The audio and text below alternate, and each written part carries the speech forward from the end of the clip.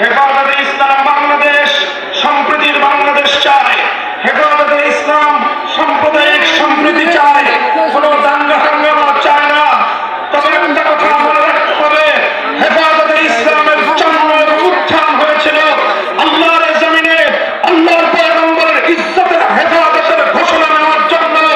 আল্লাহর পয়গম্বরের ইজ্জতের উপর আক্রমণকারী আমার নবীর উপর কটূক্তিকারীর জন্য সর্বোচ্চ শাস্তি মৃত্যুদণ্ডের আইন তৈরির দাবি নিয়ে বলতে চাই, এই বাংলাদেশে আমার নবীকে নিয়ে আর কোন কটূক্তিকারীকে আমরা দেখতে চাই না।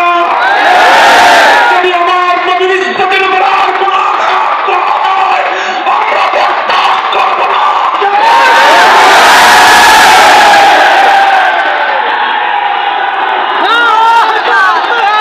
হেফাজতে ইসলাম বাংলাদেশ বাংলাদেশের সবচেয়ে বেশি মজলুম সংগঠন। বিরোধী দল হিসেবে বিএনপি নির্যাতনের শিকার হয়েছে, জামায়াতে ইসলামী বাংলাদেশ নির্যাতনের শিকার হয়েছে, হেফাজতে ইসলাম বাংলাদেশ 13 সালে গণহত্যার শিকার হয়েছে, 21 সালে হত্যার শিকার হয়েছে হেফাজতে ইসলাম বাংলাদেশ। এখানে আমার শহীদদের হত্যাকাণ্ডের বিচার চাই, 21 সালে আমার শহীদদের হত্যাকাণ্ডের বিচার চাই। শেখ হাসিনাকে ধরে এনে তার খুনি মন্ত্রিসভার সদস্যদেরকে ধরে এনে বাংলার মাটিতে বিচার কায়েম করতে হবে। বিচার বিচার চাই, খুনিদের বিচার চাই, শহীদদের রক্ত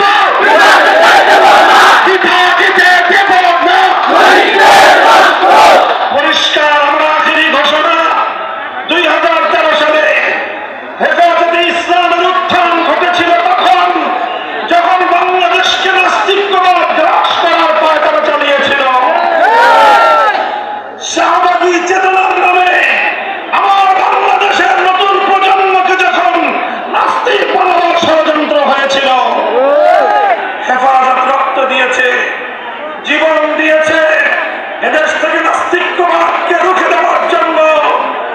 আজ সেই জালিম শাহীর পতনের পরেও এখনো পর্যন্ত শিক্ষা ব্যবস্থা থেকে নাস্তিক্যবাদের শেকড় উপড়ে ফেলা হয় নাই। আমরা দেখছি, আমরা যৌক্তিক সময় দিতে চাই, কিন্তু অন্তর্বর্তীকালীন সরকার না তত্ত্বাবধায়ক সরকার, এই বাহানা দিয়ে আমাদের এই দাবি পূরণে বেশি কাল ক্ষেপণ করা যাবে না। আগামী শিক্ষাবর্ষের আগে জাতীয় শিক্ষা সিলেবাস থেকে নাস্তিক্যবাদের সকল শেকড় উপড়ে ফেলতে হবে। আর যদি সেটা না করেন, হেফাজতে ইসলামের মঞ্চ থেকে ঘোষণা করছি, আগামী 2025 সালের 1 জানুয়ারি হেফাজতে ইসলাম নতুন পাঠ্যসূচি বাংলাদেশের কোন শিক্ষা প্রতিষ্ঠানে কার্যকর হতে দেবে না। আমরা আমাদের সকল শহীদদের হত্যাকাণ্ডের বিচার চাই।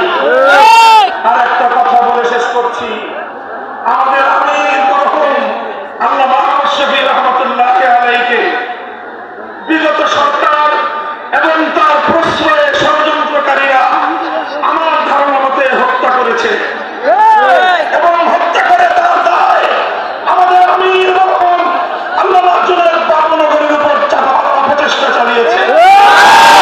এরপরে আমাদের মরহুম মহাসচিব আল্লামা নূর হোসেন কাসেমীকে ষড়যন্ত্রমূলকভাবে তারা হত্যা করেছে। এরপরে আল্লামা জুনায়েদ বাবুনগরীকে তারা হত্যা করেছে। অন্তর্বর্তীকালীন সরকারকে বলবো, এই 3 হত্যাকাণ্ডের সুষ্ঠু তদন্তের মাধ্যমে প্রকৃত দোষীদেরকে চিহ্নিত করে বিচার করতে হবে। আমরা একটা যৌক্তিক সময় দেব, এরপরে যদি তোমরা সেটা করতে ব্যর্থ হও, তাহলে কত ধানে কত চাল হেফাজত বাংলাদেশে সেটা বুঝিয়ে দেবে।